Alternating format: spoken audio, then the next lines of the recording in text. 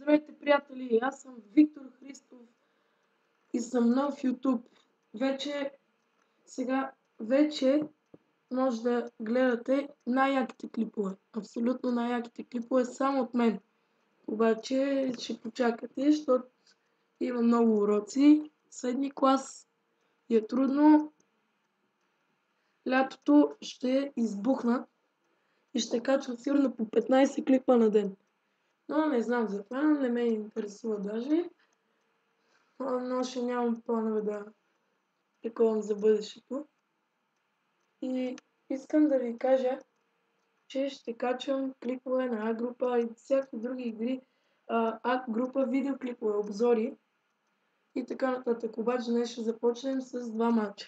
Ботев Пловдив, Локо Пловдив и ЦСКА Левски. Сега ще видите клипове от тях и ще кажа какво е мнението. Ми предимно за Левски ЦСКА. Ботев не съм ги гледал чак толкова, въпреки че бяха и те интересен матч. И сега вижте видеоклип. Само преди 2 дни Левски с 44 точки на 14 точки от върха. Любопитно е, че в всички домакински домове през сезона за ЦСКА, независимо дали се играят на стадион Българска армия или на национален стадион, червените са получавали попадение във вратата си само в един матч и това се случи при загубата от Лудогорец на Българска армия. Пети матч през сезона между двата отбора. 2 победи за ЦСКА с 3-0 и 1-0 за първенство. 2 равенства 0-0. Петия двубой между Левски и ЦСКА през настоящия сезон. Да си пожелаем атрактивни 90 минути. Първи с топката ще играят силата.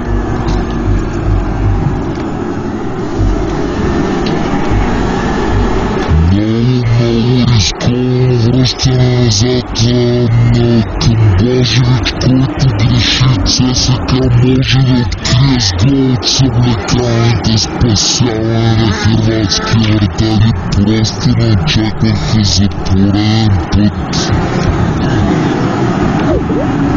пресилващите действия на ЦСКА. Иван Стоянов бе на път да отбележи попадение от малък двукратно добре с мачове от този калибър. Какъв шанс за Левски греда и след това проблем при добавката до красив гол на Орлин Старокин.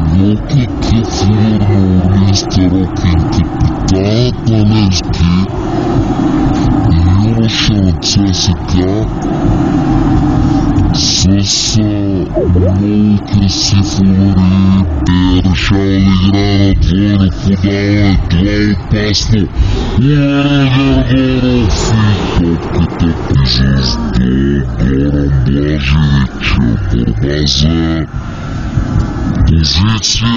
Това е възможност за Кръчунов. Блажевич не е особено убедителен. Пас към Макриев, опит за двойно. Джаксън Менди спуска Бастос. Това е шанс за Левски. Какъв пропуск. Първа сериозна грешка в защитата на ЦСКА, защото скачайки зад гърба на защитата. Сега нов удар от дистанция, този път далеч по-лесен. Разбира се, да не замерен в началните минути на второто по време. Сега обаче отбелязваме положение пред Гергоров, който стреля с десния крак в тялото на защитник. Мартин Петров, дълъг е мощно, гледа се Мартин Петров и загуби ценни секунди, в които можеше да поведе към веднъж и още веднъж прекрасния шпагат на главата. Тогава неизменно разената скамейка сега шаза червените удари отново наточен Маркович на скорост. Много центриран удар с глава над вратата. Вече Василев прати топката в него. Поне аз не видях игра с ръка на някой футболист от Левски. Отново остава топката в наказателното поле, спасяване на Блажевич. Кръчов се размина, Дивани също ударът като че ли бе на Чочев.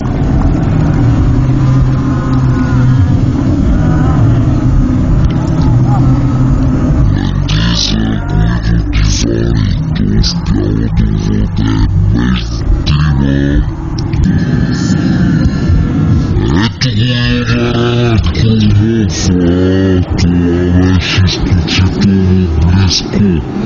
Томалевски от тази камера може би ще се види колко близо бе. Шутът му около 50 сантиметра от лявата генерална Колев. Разтегля крак, решава да подава към Григор, към Иван Стоянов. Той в наказателното поле Иван Стоянов напредва. От някъде време за комбинация, връза топката назад, но там няма футболист на ЦСКА. Подхлъзва се Митислав Василев и край. Кевин Бро успява да овладее, след това и удар с десния крак решава да рискува.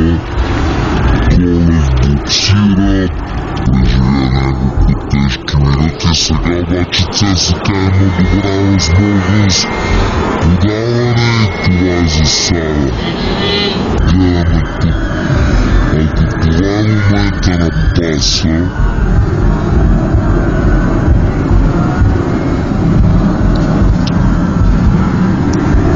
положението наистина е много спорно. Дадат на местата си. Много рисковани действия на Пламен Колев. Продукция между двата. Столичния хора, шанс за сините в края на този двубой. Имаше сигнал обаче за нарушение още преди Рафаел Бастос да прави този удар. Точно минута толкова остава до края на назначените 3. И отново Иван Стоянов, може би за последен път нещо опасно, възможност и гол ЦСКА измъква най-вероятно трите точки дълбоко в добавеното време на този матч.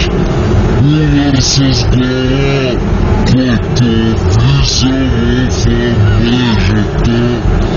Аз това мисля, че Павел Кръчинов е футболистът, който му се и така секторите А и Г избутваха направо, виждате и равността на Стоян Колев. Третата минута на продължението. Пасна Кевин Бруно. Може би и Блажевич носи вина. 2 метра мизове висок вратара на Левски. Не се намеси в малкото наказателно поле и бе разстреляно 3-4 метра след изстрела с глава на Пламен Кръчов. Най-вероятно в този момент ще който червените поставят в много дълги глаза вече в нокаута своя съперник. Ето го подаването. Абсолютно остава само Ларсен. Торе е човекът, който трябваше да се грижи за Кръчунов. Не го направи, остави ги сам. И Лулър с глава от титулни. Димо след това смазаха своя съперник. Общо може да кажем сега центриране там е Доре. Ще се измъкне ли внимание Мариан Огнянов и това е страхотно спасяване. Сега центриране от дясно по нападението на Локомотив. Там е Крис Гади, удар с глава и право в ръцете на Адам Стаховяк. Ползва сега именно той ще центрира от корнер. Скача там и оставен сам играч на Ботев Пловдив. Страхотна възможност, ако не се лъжа, това бе Йонес Хамза. Селин Минев, който пък бе взел в зоната на холандеца в центъра на защитата. Отново това положение преди малко, където Йонес Хамза бе оставен сам. Видяхте там играта. Още веднъж добре запази топката Йордан Христов от Диего, извади я в наказателното поле. Йордан Господинов улови и след това добре посегна, след като вече Господинов бе. Мартин Камбуров, класно отиграване, отново Камбуров иска топката, това беше чудесен шанс за Локомотив Пловдив. След това центриране, Кордзорг, пас към Феребори Доре, удар на конгуанеца и топката премина над напред към другата сега Мартин Камбуров. Спринтира напред Здравко Лазаров. Внимание, Здравко Лазаров удари и това е 1-0 за Локомотив Пловдив. В тази 59-та минута условният гост повежда с 1-0.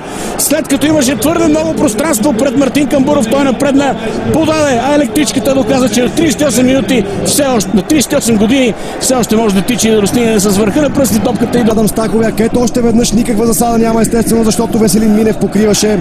Излезе Адам Стаховяк. Подаването с външен фалт на Мартин Камбуров беше прецизно. Здравко Лазаров просто чукна топката и я насочи. Тръгна играта на Локомотив Пловдив. Има засада. Минутата е 63-та. Мисля, че няма засада. Ботев Пловдив вече извърши две смени. Феребори Доре сега там с много триково. Ето го изпълнението на Доре. Писармов и Аласан Дие. Последния освобождава на тревата. Сега открадната топка от Крис Гади. Той понече да, като че ли да прехвърля вратаря. Адам Стаховяк в крайна сметка се получи нещо като центриране и там Спас Делев бе човекът, който достигна до топката с глава. Ето тук как надигра двама противници и Крис Гади. Отлична измама се създаде от атака за Ботев Пловдив. Центриране към Йонес Хамза. Внимание, там топката табелна и сега той има способността да стреля от разстояние. Вкара и в предишния матч от такава зона горе-долу, но имаше доста повече пространство.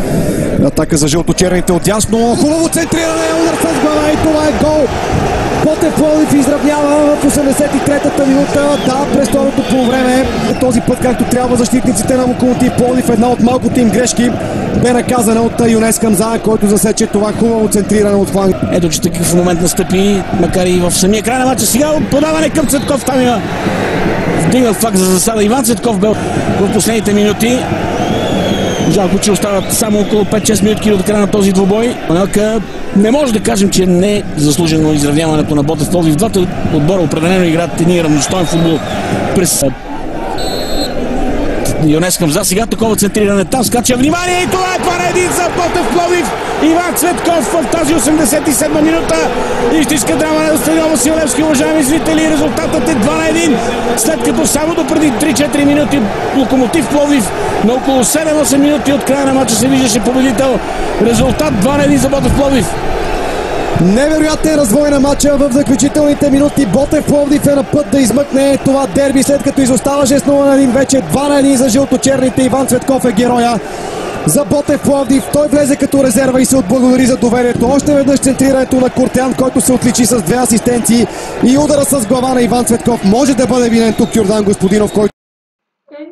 За двата матча първо започваме с Левски ЦСКА. Горе-долу, първото по време добра игра, гради, шутове. Ама повлия това, че Валери Божинов се контузия. През второто по време беше абсолютна скука. И удари той се контузи, това вече стана фатално за Левски. Това Ренде Макриев нищо не направи. Айде да не го обиждаме на Ренде, ама нищо не направи.